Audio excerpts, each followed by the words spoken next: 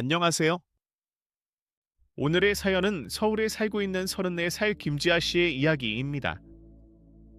김지아 씨에게는 어떤 일이 일어났을까요? 이야기를 시작하기 전에 영상이 도움이 되었다면 좋아요와 구독을 눌러주세요. 또 댓글로 계신 지역을 남겨주시면 늘 건강하고 평안하시길 함께 기원하겠습니다. 자, 이제 이야기를 시작하겠습니다. 서울 변두리 낡은 다세대 주택 골목. 새벽 4시면 어김없이 철컥거리는 현관문 소리가 울려 퍼지던 곳. 김지아 씨는 그곳에서 자랐습니다. 아버지는 밤낮 없이 핸들을 잡던 택시 기사였고, 어머니는 새벽마다 아파트 단지를 돌며 청소 일을 하셨죠. 그래도 사람은 먹고 살려면 움직여야지. 돈이 우리 대신 고생해주진 않으니까. 어머니의 그 말이 어린 지아 씨에겐 그냥 잔소리였습니다. 가난했지만 김지아 씨네 집엔 웃음이 많았습니다. 중고 교과서를 정성스럽게 싸주시던 어머니, 야간 운행 후에도 딸을 업고 동네 공원을 걷던 아버지. 지아야, 아빠가 나중에 크게 성공하면 너 예쁜 원피스 많이 사줄게. 아빠는 지금도 멋있는데 뭘. 김지아 씨는 마음속 깊이 다짐했습니다. 부모님께 꼭 보답하겠다고.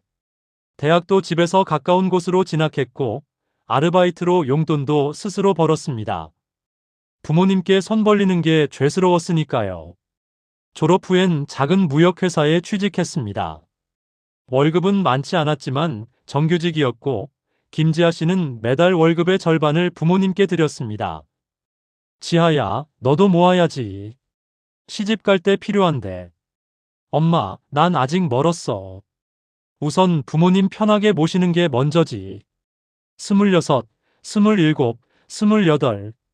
김지아 씨는 성실하게, 그리고 행복하게 살아가고 있었습니다. 친구들과 카페에서 수다를 떨고, 주말엔 영화도 보러 갔습니다. 회사에서도 인정받기 시작했죠. 팀장님은 지아 씨, 내년엔 주임 달 수 있을 것 같은데? 라고 말씀하셨습니다.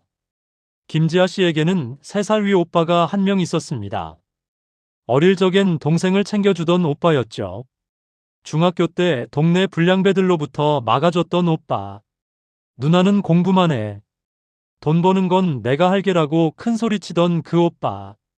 오빠는 2년 전에 결혼했고 아버지에게서 상가 지분을 물려받았습니다. 모든 게 순조로웠습니다. 적어도 29살이 되던 그해 가을까지는요. 평범한 수요일 저녁, 퇴근길 지하철 안. 이어폰을 끼고 음악을 듣던 김지아 씨의 핸드폰이 울렸습니다. 모르는 번호였지만 왠지 받아야 할 것 같은 예감이 들었습니다. 김지아 씨 맞으시죠? 아버님이 운전 중에 쓰러지셔서 응급실로 모셨습니다. 빨리 오실 수 있으시겠습니까?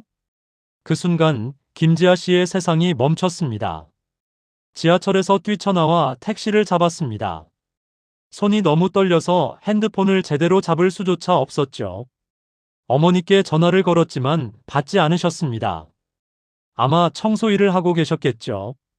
병원 응급실 복도를 뛰어갔습니다. 커튼 너머로 아버지를 봤을 때 김지아 씨는 그 자리에 얼어붙었습니다. 한쪽 팔과 다리가 축 늘어진 채 침대에 누워 계신 아버지. 눈만 겨우 움직이고 계셨습니다. 아빠. 김지아 씨가 아버지의 손을 잡았을 때 아버지의 입술이 떨렸습니다. 하야. 미안. 하다. 뇌출혈이었습니다. 의사 선생님은 조심스럽게 설명했습니다. 생명은 건졌지만 왼쪽 반신을 거의 쓸 수 없게 됐고 언어 능력도 크게 손상됐다고 했습니다. 장기간 재활 치료가 필요할 것 같습니다. 그리고 앞으로는 일상생활에서 도움이 많이 필요하실 겁니다. 김지아 씨는 고개를 끄덕였습니다. 눈물은 나중에 흘리기로 했습니다. 지금은 침착해야 했으니까요. 하지만 머릿속으론 이미 계산이 시작되고 있었습니다. 병원비는 얼마나 나올까? 재활치료는 어떻게 받지? 회사는 어떻게 하지? 그날 밤 김지아 씨의 평범했던 일상은 완전히 무너져 내렸습니다. 그날 밤 병원 대기실에서 김지아 씨는 오빠를 기다렸습니다. 대기실에 나타난 오빠의 얼굴은 피곤해 보였습니다. 정확히는 짜증이 나 있었죠. 둘은 자판기 커피를 들고 복도 구석에 섰습니다. 의사가 뭐래? 왼쪽 반신마비래. 언어장애도 있고 오래 치료받아야 한대. 그럼 택시 일은? 당연히 못하지. 침묵이 흘렀습니다. 김지아 씨는 오빠의 다음 말을 기다렸습니다. 함께 아버지를 돌보자는 말을, 힘을 합치자는 말을. 하지만 오빠가 꺼낸 말은 달랐습니다. 지아야, 나 회사 일이 진짜 바쁜 시기야. 처제가 임신 중이라 집안도 복잡하고. 솔직히 아빠 병간호까지 하라고 하면 나 진짜 미칠 것 같아. 너는 아직 미혼이잖아. 시간도 좀 더 자유롭고. 엄마랑 둘이서 아빠 좀 모시면 안 되겠니? 나는 경제적으로 지원할게. 병원비는 내가 낼 테니까. 김지아 씨는 목구멍에 뭔가 걸린 것 같았습니다. 미혼이라서 시간이 자유롭다고. 하지만 그 말은 밖으로 나오지 않았습니다. 알았어, 오빠. 내가 할게. 그게 당연한 일이라고 생각했습니다. 막내딸인 자신이 해야 할 도리라고 믿었죠. 일주일 후 김지아 씨는 4년간 다니던 회사에 사직서를 냈습니다.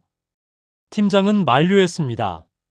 지아 씨, 요즘 같은 시대에 정규직 자리가 얼마나 귀한데. 육아휴직도 아니고 간병휴직은 법적 보장도 없어요. 다시 한번 생각해봐요. 죄송합니다. 아버지를 돌봐야 해서요. 간병인을 쓰면 되잖아요. 그럴 형편이 안 됩니다. 김지아 씨는 그렇게 전업 간병인 딸이 되었습니다. 하루 3번 약을 챙기고 2시간마다 체위를 바꿔드리고 일주일에 3번씩 재활병원에 모셔다 드렸습니다. 허리디스크가 있으신 어머니를 대신해 모든 힘든 일을 도맡았죠. 아버지를 휠체어에 태우고 옮기는 일, 목욕을 시켜드리는 일, 기저귀를 갈아드리는 일. 29살 젊은 여성이 혼자 감당하기엔 너무 버거운 일들이었습니다. 저녁이 되면 허리가 끊어질 듯 아팠습니다. 밤만 되면 파스를 붙여야 했습니다. 하지만 견딜 수 있었습니다. 아버지가 김지아 씨의 손을 꼭 잡고 말씀하실 때면요. 하야. 아빠가 잘못했지. 너 젊은 나를 붙잡아 놓고. 아빠, 그런 말 하지 마. 나 하고 싶어서 하는 거야. 그건 진심이었습니다. 적어도 그때까지는요. 가장 큰 문제는 돈이었습니다. 아버지 재활치료비만 한 달에 80만 원. 약값과 간병용품, 기저귀값까지 합치면 한 달에 거의 200만 원이 나갔습니다. 어머니의 청소일은 한 달에 150만 원 정도. 집세와 공과금, 식비를 빼면 늘 마이너스였습니다. 오빠가 병원비를 낸다고 했지만 처음 2달만 입금이 됐을 뿐 그 이후론 연락이 뜸했습니다. 지하야, 미안. 회사에서 감봉당해서. 다음 달엔 꼭 보낼게. 하지만 다음 달도 그 다음 달도 돈은 오지 않았습니다. 김지아 씨는 어쩔 수 없이 집 근처 대형마트에서 야간 계산원 아르바이트를 시작했습니다. 오후 9시부터 새벽 2시까지. 시급 9,000원짜리 일이었죠. 낮에는 아버지 병간호, 밤에는 계산대 앞. 김지아 씨의 일상은 쳇바퀴처럼 돌아갔습니다. 친구들은 하나둘 연락이 끊겼습니다. 약속을 몇 번 못 지키자 더 이상 연락이 오지 않았죠. SNS를 보면 친구들은 여행을 가고 승진을 하고 연애를 하고 있었습니다. 동네 사람들은 김지아 씨를 보며 혀를 찼습니다. 저 나이에 시집도 못 가고 부모 병수발이나 들고 있네. 요즘 세상에 저런 효녀가 어디 있어. 기특하긴 한데 안쓰럽다. 김지아 씨는 그런 말들이 들릴 때마다 고개를 더 숙였습니다. 하지만 마음 한편으론 생각했습니다. 정말 내가 하고 싶어서 하는 걸까? 밤마다 마트 계산대에 서 있으면 생각했습니다. 나는 언제까지 이렇게 살아야 하지? 이게 정말 효도인 걸까? 아니면 그냥 내가 바보인 걸까?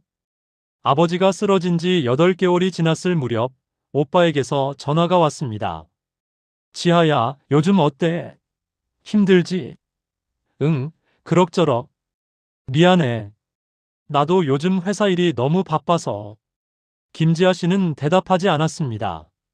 오빠는 지난 8개월 동안 병원에 딱 2번 왔었고, 약속했던 병원비도 2달치만 보낸 후 감감무소식이었으니까요. 그나저나 지아야, 내가 알아봤는데 아빠 회사 택시 명의로 된 차가 한 대 있거든. 그거 정리하면 병원비에 좀 보탤 수 있을 것 같아. 근데 서류 처리하려면 내 인감도장이랑 인감증명서가 좀 필요해. 왜 내 도장이 필요해? 아, 아빠 명의로 된 거라 가족 전원 동의가 필요하대. 복잡하긴 한데 어쩔 수 없어. 빨리 처리해야 병원비라도 충당하지. 김지아 씨는 잠시 망설였습니다. 뭔가 이상한 느낌이 들었지만 오빠를 의심한다는 게 죄스러웠습니다.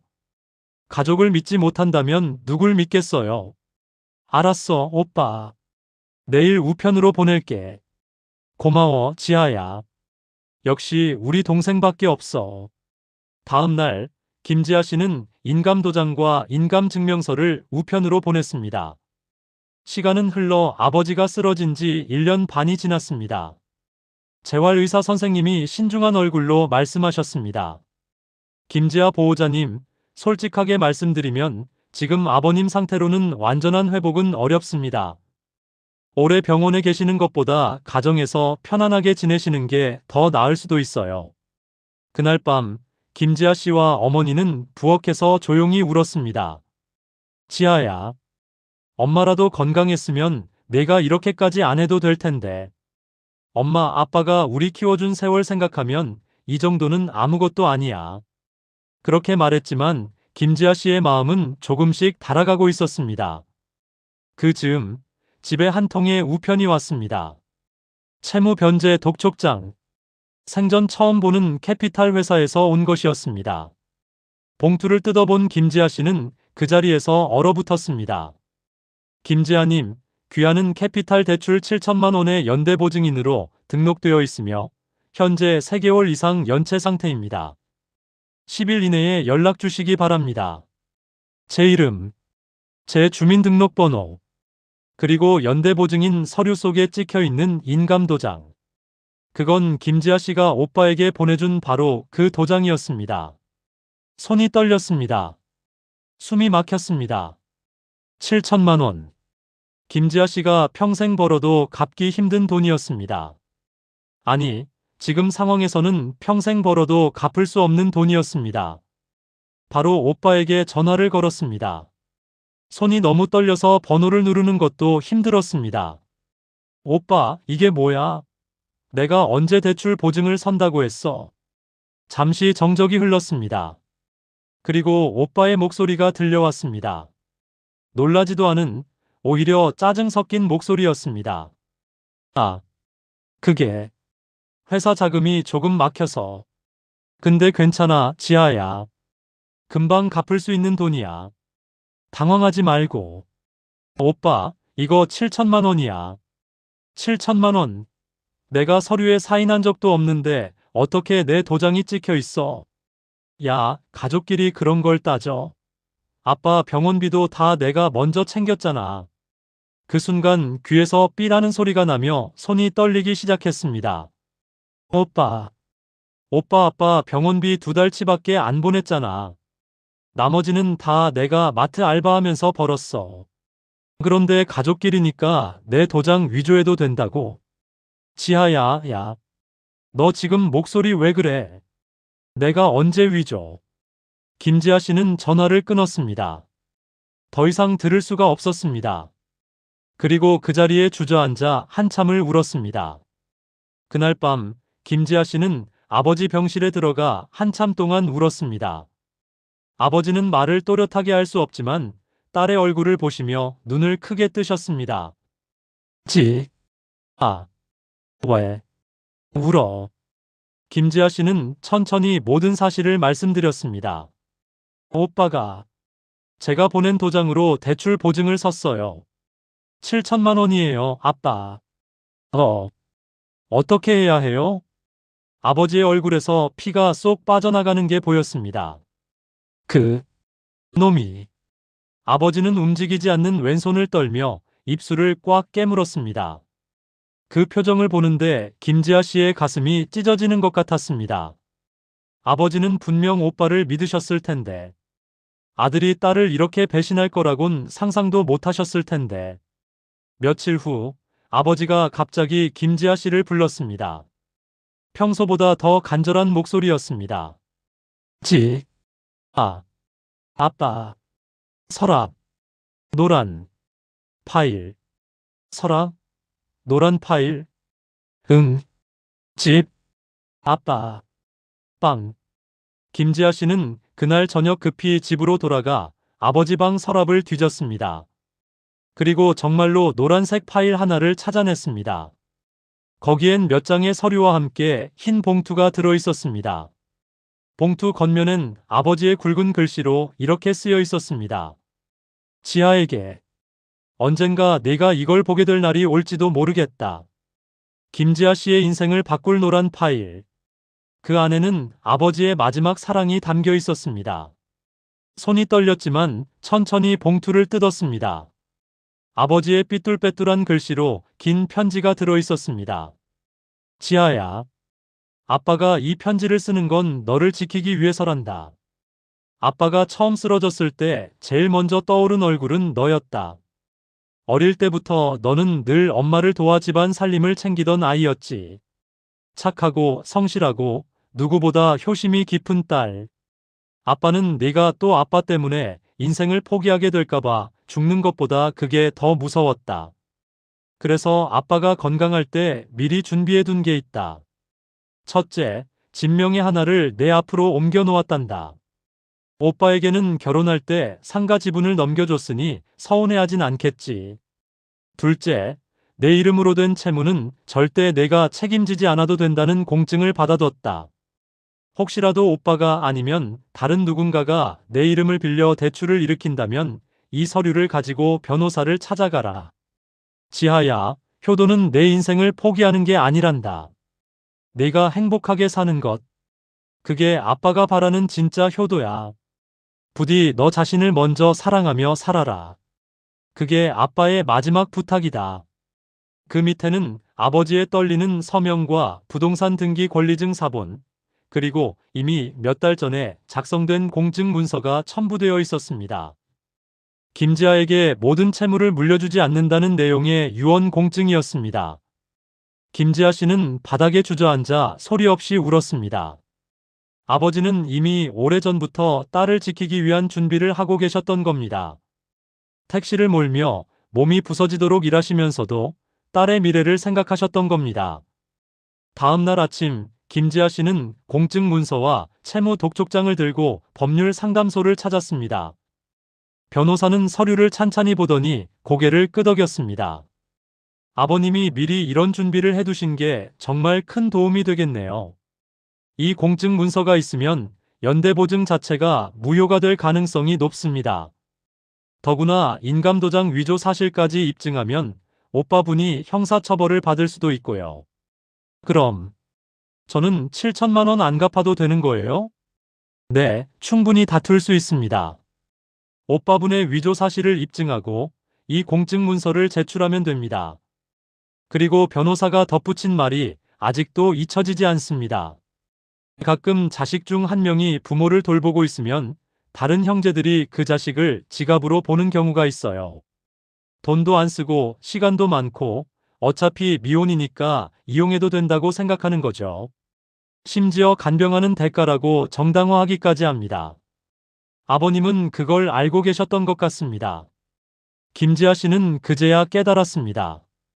자신이 얼마나 순진했는지, 자신이 효녀가 아니라 호구였다는 걸. 하지만 마음 한 구석에서는 여전히 그래도 오빠인데 하는 미련이 남아 있었습니다. 피를 나눈 가족인데 법적으로 다투는 게 맞는 걸까? 며칠 후 김지아 씨는 마지막으로 오빠를 직접 만나기로 했습니다. 카페 구석자리에서 본 오빠는 수척해져 있었습니다. 하지만 눈빛에는 여전히 불편한 기색이 역력했습니다. 지하야, 이렇게까지 할 필요가 있었냐? 가족끼리 소송은 좀. 부모님 돌아가시면 우리 둘만 남는 건데. 김지아 씨는 노란 파일에서 꺼낸 서류들을 탁자 위에 조용히 올려놓았습니다. 공증 문서, 부동산 등기 사본, 위조된 대출 서류. 오빠의 얼굴이 서서히 굳어갔습니다. 오빠, 이제는 가족이라는 말로 모든 걸 덮을 수 없어. 아빠가 언제 이런 걸 준비하셨는지 알아? 오빠를 완전히 포기하기 전이야. 그때만 해도 아빠는 오빠가 정신 차리길 바라셨던 거야. 오빠는 잠시 아무 말도 못하다가 한숨을 크게 내쉬었습니다. 그래. 역시 아버님이셨네. 나는 아버지가 마지막까지도 나만 믿는다 생각했는데. 끝까지 지하 편이었구나. 오빠, 나는 오빠를 미워하고 싶지 않아. 하지만 내 인생을 팔아서 오빠 실수까지 떠안을 만큼 착한 사람도 아니야. 오빠는 나한테 병원비 2달치 보내고 나머지는 나 혼자 마트 알바하면서 다 벌었어. 그런데 그게 당연한 거야? 내가 미혼이니까 당연한 거야? 오빠는 대답하지 못했습니다. 법대로 하자, 오빠. 그게 우리 가족에게 마지막 남은 최소한의 예의야. 그날 이후 김지아 씨는 더 이상 오빠에게 연락하지 않았습니다. 법적 절차는 생각보다 길고 지루했습니다. 하지만 결과는 아버지가 남겨준 노란 파일 덕분에 김지아 씨에게 유리하게 흘러갔습니다. 오빠의 위조 사실이 인정되면서 김지아 씨는 연대보증에서 완전히 벗어났고 오빠는 벌금형과 함께 신용불량자로 등록되었습니다. 대출금 7천만 원은 오빠 혼자 책임지게 됐죠. 소식을 들은 어머니는 며칠 동안 밥도 제대로 못 드시고 한숨만 쉬셨습니다. 지아야, 그래도 내 오빠인데. 엄마, 나도 오빠가 미운 건 아니야. 하지만 가족이라고 해서 뭐든 용서해야 하는 건 아니잖아. 아빠도 그래서 이 파일을 남기신 거고. 어머니는 한참을 말없이 앉아 계시다가 천천히 고개를 끄덕였습니다. 김지아 씨는 이제 알았습니다. 효도는 자신을 희생하는 게 아니라는 것을, 그리고 자신에게도 자신만의 인생을 살 권리가 있다는 것을. 법적 분쟁이 끝나고 1년 후 아버지는 조용히 세상을 떠나셨습니다. 마지막 날 아버지는 김지아 씨의 손을 꼭 잡으셨습니다. 말은 거의 못하셨지만 눈빛만으로도 충분했습니다. 잘했다. 네가 잘 버텨줬다. 이제는 내 인생을 살아라. 그렇게 말씀하시는 것 같았습니다. 아빠 사랑해요. 아빠가 지켜준 거 알아요. 평생 잊지 않을게요. 아버지는 희미하게 미소 지으셨습니다. 그리고 그렇게 눈을 감으셨습니다. 장례식장은 조용했습니다. 오빠는 오지 않았습니다. 연락도 하지 않았죠. 김지아 씨는 오빠가 올 거라고 기대하지도 않았습니다. 마지막 날 밤 빈소를 지키던 어머니가 김지아 씨에게 말했습니다. 지아야, 엄마가 평생 아빠 탓만 했던 것 같아. 아빠가 돈 좀 더 벌었으면, 아빠가 건강 관리만 잘했으면. 근데 아빠가 떠나고 나서야 알겠다. 그 사람도 자기 몸 하나 다 부서지도록 우리 지키려고 발버둥 치고 있었다는 걸. 그 노란 파일도 그렇고. 김지아 씨는 어머니 손을 꼭 잡았습니다. 응, 엄마. 아빠가 마지막까지 제일 걱정한 건 오빠도 집도 아니고 우리 둘이었을 거야. 장례를 치르고 몇 달이 지났습니다. 김지아 씨는 다시 일을 시작했습니다. 간병과 아르바이트로 놓쳐버린 커리어를 하나씩 다시 쌓아올리는 중입니다. 쉽지 않았습니다. 34살, 경력 단절 4년. 이력서를 낼 때마다 떨어지는 게 일상이었죠. 죄송하지만 경력이 너무 공백이 많아서요. 저희는 좀 더 젊은 인재를 찾고 있습니다. 거절 메일을 받을 때마다 김지아 씨는 생각했습니다. 내가 잘못한 게 뭐지? 아버지를 돌본 게 죄가 되는 거야? 하지만 포기하지 않았습니다. 20번째 면접에서 드디어 합격 통보를 받았습니다. 작은 스타트업이었지만 인턴으로 시작할 수 있었죠. 월급은 신입사원 수준이었지만 상관없었습니다. 이제 시작이야. 천천히 다시 올라가면 돼. 6개월 후 김지아 씨는 정규직으로 전환됐습니다. 그리고 1년 후엔 팀장이 됐습니다. 누구보다 열심히 일했고 누구보다 책임감 있게 일했습니다. 지아 씨, 진짜 대단해요. 경력 공백이 있었던 게 믿기지 않아요. 동료의 그 말에 김지아 씨는 미소 지었습니다. 저한테는 그 시간이 공백이 아니었어요. 제 인생에서 가장 중요한 시간이었죠. 김지아 씨는 아버지가 남겨둔 작은 아파트에서 어머니와 둘이 살고 있습니다. 35평짜리 오래된 아파트지만 세상 어디보다 소중한 공간입니다. 거실 책장에는 노란 파일이 놓여 있습니다. 이제는 숨길 필요가 없으니까요. 가끔 그 파일을 꺼내 아버지의 편지를 읽을 때면 김지아 씨의 마음은 여전히 시립니다. 하지만 동시에 따뜻한 확신도 듭니다. 아빠는 나를 믿었구나. 그리고 나도 이젠 나 자신을 믿어야겠구나. 몇 달 전 김지아 씨는 우연히 오빠를 마주쳤습니다. 동네 마트 앞이었습니다. 오빠는 많이 늙어 보였습니다. 두 사람은 잠시 서로를 바라보다가 김지아 씨가 먼저 고개를 숙였습니다. 오빠, 잘 지내? 응. 너도. 짧은 대화였지만 김지아 씨는 더 이상 오빠에게 분노를 느끼지 않았습니다. 미워하는 것도 용서하는 것도 아닌 그냥 담담한 마음이었습니다. 오빠, 아빠 산소 관리는 내가 하고 있어. 오빠도 시간 되면 한번 다녀와. 알았어. 고마워. 그렇게 헤어졌습니다. 김지아 씨는 뒤돌아보지 않았습니다. 최근 김지아 씨는 비슷한 처지에 있는 사람들을 위한 온라인 커뮤니티 활동을 시작했습니다. 간병 가족 자조 모임이라는 곳입니다. 거기엔 김지아 씨처럼 가족을 돌보다가 인생이 멈춰버린 사람들이 많았습니다. 어떤 이는 형제에게 배신당했고, 어떤 이는 경제적으로 파탄났고, 어떤 이는 우울증을 앓고 있었습니다. 김지아 씨는 그들에게 자신의 이야기를 들려줬습니다. 노란 파일 이야기를, 아버지의 마지막 편지 이야기를. 저도 오랫동안 혼자 버티면서 무너졌어요. 하지만 결국 깨달았죠. 효도는 내 인생을 포기하는 게 아니라는 걸요. 그리고 진짜 사랑하는 부모님이라면 자식이 자기 인생을 망치는 걸 원하지 않으신다는 걸요. 그 말에 많은 사람들이 울었습니다. 그리고 조금씩 변하기 시작했습니다. 간병인을 구하는 사람, 형제들과 공평하게 분담하기로 한 사람, 자신의 일을 다시 시작한 사람들.